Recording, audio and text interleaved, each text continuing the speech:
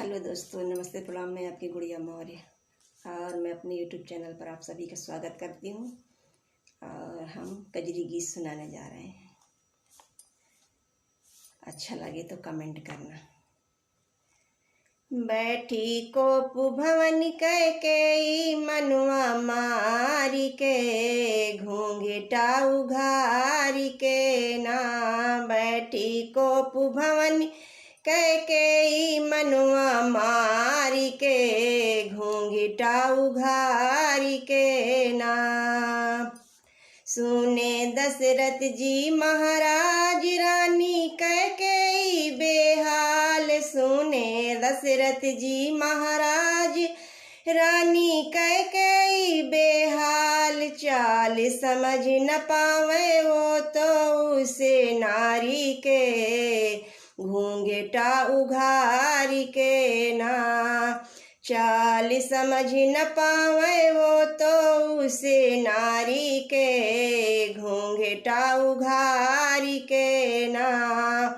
बैठी कोप भवन कह के मनुआ मारी के, घूंघटा उघारी के ना। बैठी कोप भवन कह के मनुआ मारी के, घूंघटा उघारी के ना। गए रानी जी के पास पूछे कहे के उदास। गए रानी जी के पास पूछे कहे के उदास। कहो आकाश से तारा लाई हम फाड़ी के, घूंघटा उघारी के ना। कहो आकाश से तारा लाई हम फाड़ी के, घूंघटा उघारी के ना। बैठी कोप भवन कह के मनुआ मारी के, घूंघटा उघारी के ना।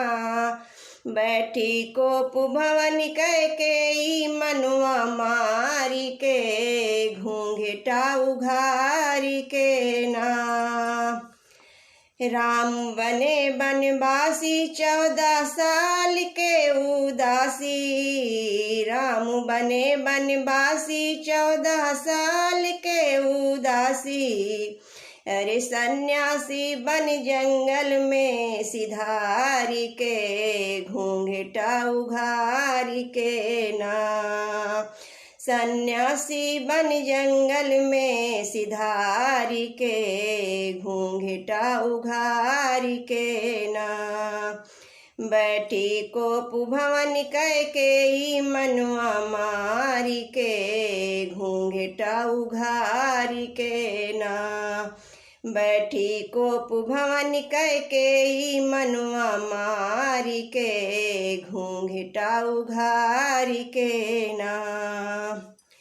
राम घटना सुन के अइले लक्ष्मण संग में उनके गइले। राम इस घटना सुन के अइले लक्ष्मण संग में उनके गइले।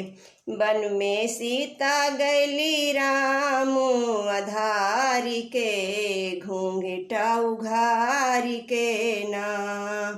वन में सीता गैली राम आधारी के, घूंघटा उघारी के ना।